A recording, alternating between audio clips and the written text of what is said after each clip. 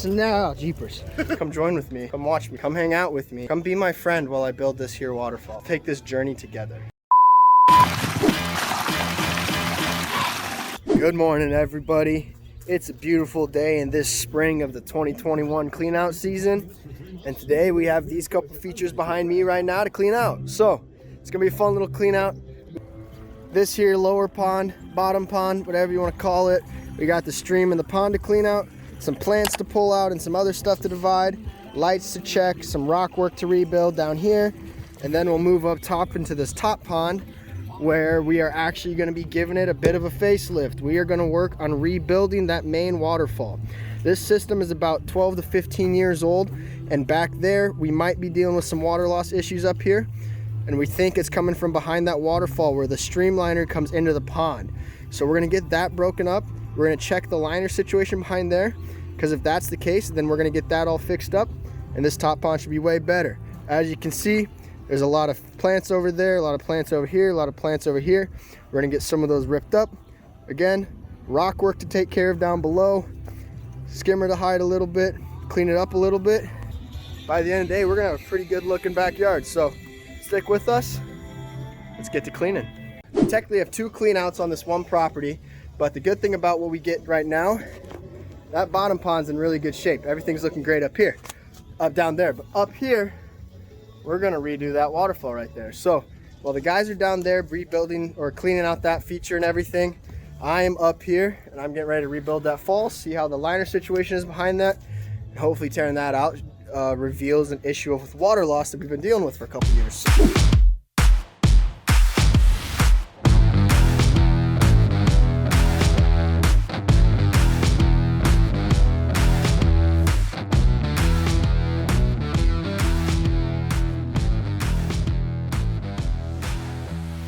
Alright guys, so we got this waterfall here torn out as we're working on rebuilding it, and we found the issue of our water loss. When we came here, this pond behind me's water level, based off of that laser level over there, was at 2 foot and 1/2 inch.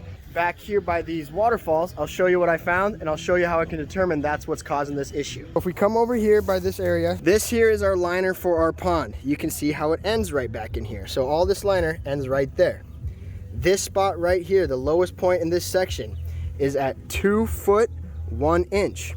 With our transit, the longer the pole, the deeper the hole. So this liner right here is actually about 1/2 inch below the water level in the pond when we arrived. Water level though is about 6 inches higher than what this liner was at. So you can see when we pull this back, see how gross that is? Nice and muddy, clayey almost. So much water's been getting behind there, it turned the dirt from dirt to mud to clay. So now to fix this, all this liner is gonna get pulled up straight like that. Waterfall is gonna be rebuilt in front of it.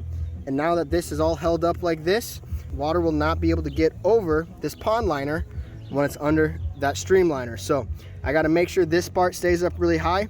My flop comes down in the pond and sits about 6 inches below that.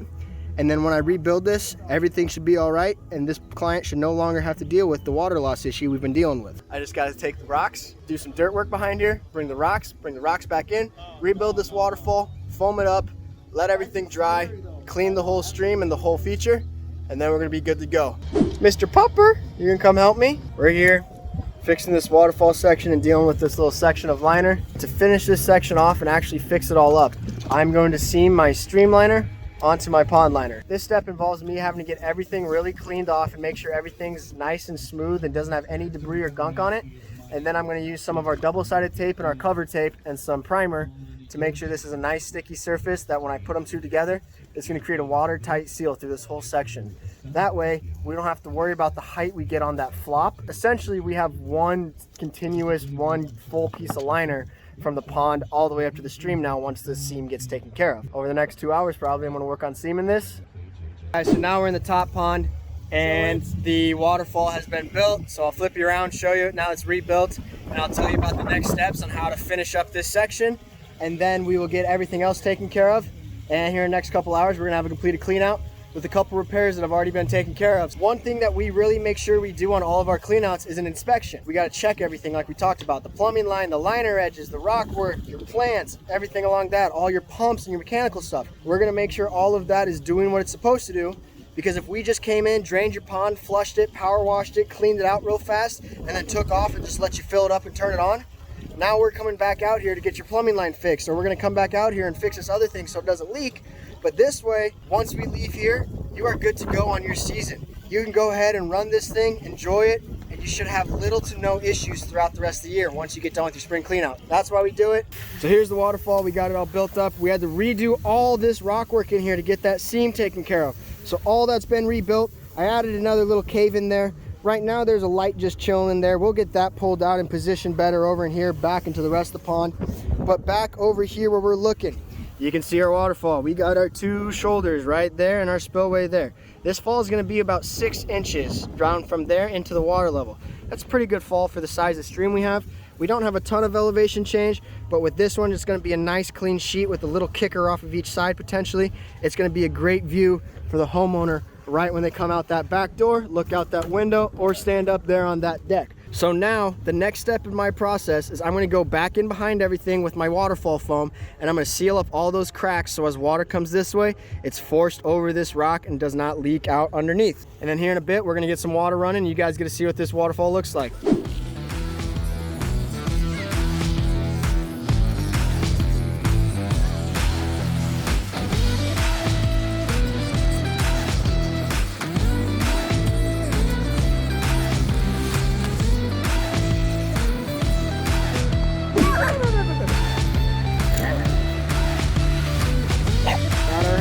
Today. One of the reasons why we always recommend spring cleanouts, and spring cleanouts are such a good thing for your system and for your pond, is so we can make sure that everything is doing what it's supposed to do. Your plumbing lines, your pumps, your filters, your edge work, your liner, everything like that, we double check to make sure it's doing what we're supposed to do. Sometimes we run into stuff though that you don't want to have happen. That's when we fix it so that it works for you throughout the rest of the season. So when we plugged in the bottom pond here at this cleanout, we noticed water coming through this retaining wall just behind it. Something like that, or any sort of excess water flowing really fast in your garden bed, there is a good chance there's probably an issue in your plumbing line. So I'm going to flip you around, we're going to turn this pump on, and you'll be able to see what I'm talking about with that like water coming through the wall. So here we go. Julian's going to plug that in, and then as we look over here in this section, when we plugged it in earlier, you'll start to notice liquid coming out of this area. Give it a second to pick up. Yep, so look, we got all this water coming from back in this rock area. So now Julian's gonna start taking all these rocks apart. Since it's water from here to there, we're gonna rip out rocks from here to there. Dig down to that plumbing line, we'll find that crack and where the line exploded, or there is a chance that it could just be a fitting that came loose. So we're gonna dig down to find that plumbing line so we can better assess the damage and what is going on with the plumbing line. So stick around, we'll keep you guys updated on this. Alrighty guys, so we're working on this here plumbing line that's been exploded on us. We got the wall torn down, we got some stuff dug out, and we found the issue. This is the farthest up the plumbing line we have gone so far, so there could still be an issue from here up. But right now we found a chunk that we're pretty comfortable with saying is the reason for this leak. Once Julian gets the pump hooked up again, we're gonna get it plugged in. I'll flip you around and I'll show you what we look for in the actual plumbing line when we're investigating an exploded plumbing line. So here we are coming right out of the box. We can see water moving right there. That is not a good thing. So we're gonna have to get down there and inspect that bulkhead, that MPT, and the fitting that's right off the back side of this skimmer. And as we follow it up, oh look at that, that's a sprinkler. So as we can see, that is the other spot that was, no, jeepers. That is the other spot that's cracked. So we're gonna get dug out to about back into here, so we give ourselves about another 6-8 inches, because that crack can run up that line. So we're gonna dig this out, make sure these next 6 to 8 inches aren't cracked as well, and then we'll put a splice in between the 2 crack spots, and then ideally when we tie it back into the pump, we should be good to go, and we're no longer gonna have issues with water loss in this plumbing line. Then we'll obviously get all this dirt put back together, get this wall built, and we'll clean up this entire muddy area that we've created. At the end of the day, their plumbing line is gonna be good to go. We're repairing this plumbing line that we found earlier today that's exploded, and right now we got everything ripped up in this area. As you can see, it's a muddy mess. is expected when you get a volcano of water shooting out of your landscape bed. So now I have to inspect the bulkhead on the skimmer, and as long as that looks good, I'm gonna be good to just hook everything right back into there. If I find any cracks or it doesn't seem like this is tightening down as much as it needs to, I'm gonna replace the bulkhead and then I'll hook everything else in. But now I'm gonna get my plumbing line from here to there after inspection, and then hopefully that's gonna be the problem. But once we fire it up, if we see water anywhere else in this area, we'll know that then we'll have to get more invasive and get even deeper into the landscape bed. But we feel pretty comfortable knowing this is the crack. I got a chunk of plumbing line that has about an 8-inch crack in it. Come over here, I'll show you. So when we talk about a blown plumbing line, we are looking at this right here. Just up the center of there, there's a nice crack running along your plumbing line. As you notice, it cracked this way instead of around it. That's why when we do something like this, this crack was about, well, you see, it was about 6 or 7 inches behind that skimmer, but we went ahead and we dug everything else up to make sure that we were pretty good back into there. Because if you're not cracked about 2 feet up after it, it's gonna make us feel a lot better in thinking that we found the issue and this being the only crack in your line. But the only way to check for sure is we're gonna hook it in, flip it on, and then we'll see what it does. Woohoo! Hair looking great, sunset looking greater, ponds looking the greatest. Plumbing line's taken care of. Show you what it looks like now. As you can see, that's the new stuff. Now it's all fixed. So made sure it slopes nice down to here. So this way everything's gonna drain next winter, and that way there's no low spot in this area like there was. So ideally now, all of it's gonna drain down into here into the skimmer, and we won't have to deal with anything freezing in that plumbing line, which is why we dealt with that explosion in the first place. That's all glued up. We're gonna let that sit for about 5-10 minutes and let all that glue really set. Then once this feature is filled up, we're gonna go ahead and hook everything back up and pump it again, turn it on, make sure it's running the right way. And as long as no water comes out there or out that hole, we are looking good. We're close. This pond's pretty much all the way done. We just gotta hook that up, rebuild all this and do all that grade work, and then this side's done. And then up top, all we gotta do is wait for that to fill, pick up all of our gunk, turn it on, and then that top pond is all finished and done for us. Once that pond gets finished up and taken care of, I'll get up there, and when it's running, I'll show you that waterfall that we built together today. We'll give you a final walkthrough here in a little bit.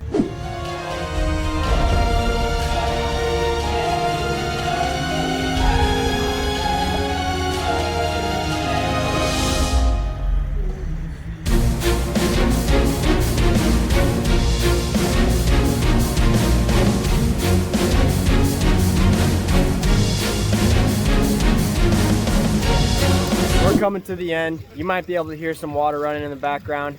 Sun's starting to go down, so I'm gonna let you see this waterfall, and we're probably gonna call it a day for us. We got some tidying up to do still, but all of it's slow and whatnot, so I'll let you see this.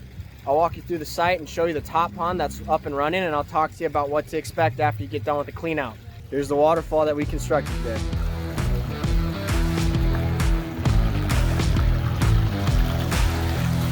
Oh, not that.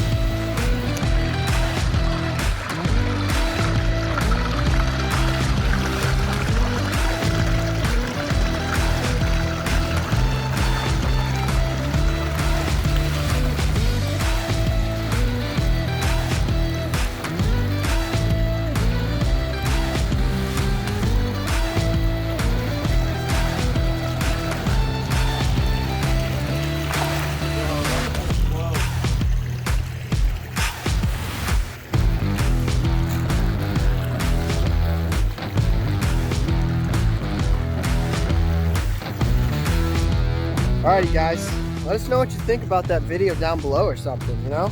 Leave a comment or something. Do what you please. Be kind to us. We have soft hearts. Behind me is this here finished clean out. Mr. Allen's in there getting the rest of that debris that's floating all raked out so it's nice and pretty. But as you can tell, that water's still a bit dusty. That's alright, you want to expect that after a clean out. It is good for us to leave about 10-20% of that icky stuff in there, because that icky stuff is what's going to have all your good bacteria in it, and that's going to help keep your pond clean and get it started on the right foot. You can expect your water to be a bit hazy for about a day or so. It'll start clearing up as long as you keep it up and running. Our clean out's wrapping up for the day. We got to turn this one on, rebuild that little bit of wall over there and cover that plumbing line up. And we're going to go home and we're going to get some food. So have a great night, everybody. Have a great day. Have a great morning. Have a great whatever time it is you're watching this video. Thumbs up from all of us here. Jay, give us a thumbs up. It was a good day, boys. Like our video, comment below, and subscribe to our channel. Have a good one, guys.